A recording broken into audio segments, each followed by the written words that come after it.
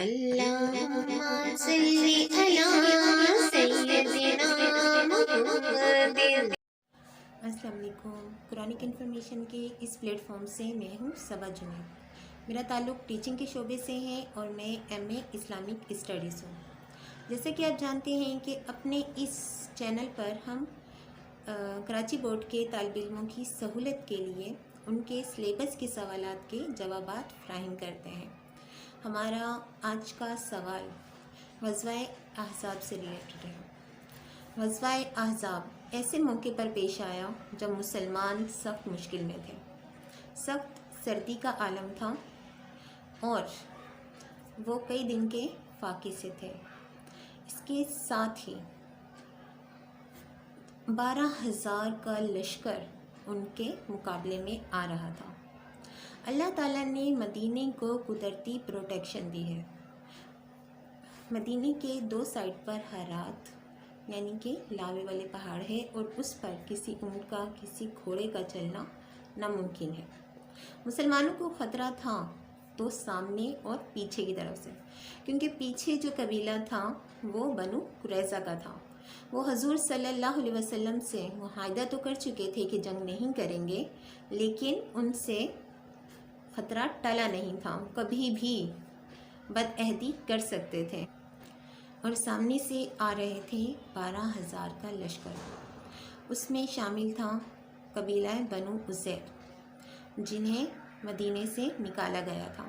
اس نے مسلمانوں سے مقابلہ کرنے کے لیے ارد گرد کے قبیلوں کو جمع کیا تھا اور قریش کا قبیلہ بھی ان کے ساتھ تھا۔ تو اس طریقے سے تقریباً 12,000 کا لشکر سامنے سے آ رہا تھا اور مسلمانوں نے آپس میں مشورہ کیا اور صحابہ کرام کے مشورے سے طے پایا کہ مدینے میں رہ کر دفاع کیا جائے۔ اور حضرت سلیمان فارسی نے فرمایا کہ ہمارے ہاں یعنی ایران میں اگر اتنا بڑا لشکر آ رہا ہوتا ہے اور ہمیں اپنا دفاع کرنا ہوتا ہے تو ہم خندق ہوتے ہیں۔ لہٰذا صحابہ کرام اور حضرت محمد صلی اللہ علیہ وسلم کے مشورے سے طے پایا کہ خندق ہوتی جائے۔ اتنے سخت سردی کا عالم، مسلمان اپنے گھروں سے باہر نکل آئے اور ایسے میں فیصلہ کیا گیا کہ خندق ہوتی جائے۔ کئی روز تک مسلمانوں نے مسلسل جدوجہد کی۔ حضرت محمد صلی اللہ علیہ وسلم خود اس محنت میں شریک ہوئے، یہاں تک کہ پیٹ پر پتھر بھی باندھے اور خندق کھودنے میں مصروف رہے۔ اتنی سخت حالات تھے کہ جو منافق مسلمانوں میں شامل تھے وہ ایسے موقع پر بول اٹھے۔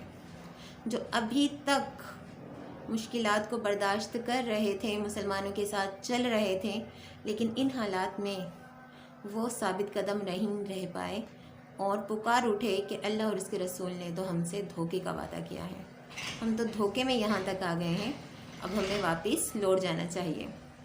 تو یہ اللہ تعالیٰ کا انعام تھا مسلمانوں پر کہ پہلا جو کام کیا گیا وہ تھا فیصلہ، ایک اچھا فیصلہ مسلمانوں کے درمیان کروا دینا خندق کھودنے کا، جس سے مسلمانوں کا دفاع مضبوط ہوا اور اتنے بڑے لشکر میں سے کسی کی ہمت نہیں ہوئی کہ خندق پار کر کے آ سکے۔ صرف ایک انسان عمر بن عبدود، اس نے یہ ہمت کی اور خندق پار کر کے مسلمانوں کے سامنے آ کھڑا ہوا اور مقابلے کے لیے پکارنے لگا۔ تو ایسے میں حضرت علی رضی اللہ تعالیٰ عنہ سامنے آئے اور اس کافر کو واصل جہنم کیا۔ اس کے علاوہ کسی کی ہمت نہیں ہوئی کہ اتنی بڑی خندق کو پار کر سکے۔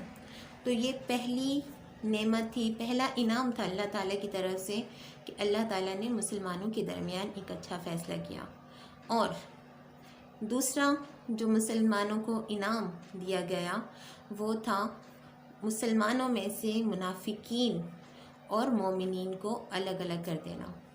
منافق جو اس سخت حالات میں بول اٹھے تو اس سے واضح ہو گیا کہ کون سچا ہے اور کون جھوٹا۔ اس طریقے سے آگے کی حکمت عملی میں حضور صلی اللہ علیہ وسلم کو آسانی ہوئی۔ تیسرا انعام جس سے اللہ تعالیٰ نے مسلمانوں کو نوازا وہ یہ تھا کہ تقریباً 1 माह तक मुहासरा रहा और किसी की हिम्मत नहीं हुई मुसलमानों के पास आने की। तो एक रोज़ अल्लाह ताला ने तेज़ हवा को भेजा और वो हवा इतनी तेज़ थी कि जो देगें चढ़ी हुई थीं उनकी आग भड़क उठी और भड़क कर खैमों तक पहुंच गए और वो खैमे उखड़ गए, जानवर रस्सियां तोड़ाकर तोड़ गए। ऐसे में भगदड़ मच गई, अफरा तफरी मच गई। इसके साथ ही अल्लाह ताला ने फरिश्तों के लश्कर भेजे जिन्होंने काफिरों के दिलों में रौब और खौफ डाल दिया, जिसकी वजह से वो भागने पर मजबूर हो गए।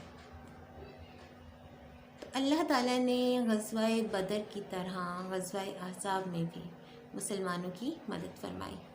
तो आइए चलते हैं एज़ अ टेक्स्ट अपने आज के सवाल के जवाब की तरफ। सूरह अहज़ाब के दूसरे रुकू की रोशनी में बताइए कि ग़ज़वाए अहज़ाब में अहले ईमान को अल्लाह ताला की ताईद व नुसरत कैसे हासिल हुई।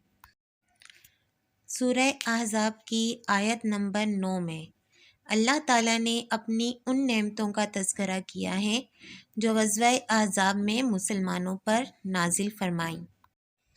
अल्लाह ताला बयान फरमा रहे हैं कि मोमिनो, खुदा की उस मेहरबानी को याद करो जो उसने तुम पर उस वक्त की जब फ़ौजें तुम पर हमला करने को आईं, तो हमने उन पर हवा भेजी, यानी कि ज़ोरदार आंधी। इस आंधी से खाना पकने के लिए चढ़ाई गई देगों की आग भड़क उठी और खैमों तक जा पहुंची। और ऐसे लश्कर नाजिल किए जिनको तुम देख नहीं सकते थे, यानी कि फरिश्ते, जो अल्लाह के हुक्म से मुसलमानों की मदद करने के लिए आए थे। इस आंधी से कुफार में अफरा तफरी मच गई। रेगिस्तान की रेत उनकी आँखों और गले में भर गई और वो भागने पर मजबूर हो गए। और इसके अलावा वो फ़ैसला जो मुसलमानों ने बाहम मशवरे के बाद हज़रत सुलेमान फ़ारसी रज़ियल्लाहु ताला अन्हा की तजवीज़ पर किया, यानी खंदक खोदने का, जिसकी बदौलत मुसलमानों का दिफा मजबूत हुआ। इस फ़ैसले की सआदत भी अल्लाह की तरफ से ही मिली थी। अल्हम्दुलिल्लाह, हमारे आज के सवाल का जवाब मुकम्मल हुआ और उम्मीद है कि ये जवाब कराची बोर्ड के तालिब इल्मों के लिए फ़ायदेमंद साबित होगा। तो मिलते हैं अपनी अगली वीडियो में, तब तक के लिए अल्लाह हाफिज़। अल्लाह आपका और हमारा हामी और नासिर रहे।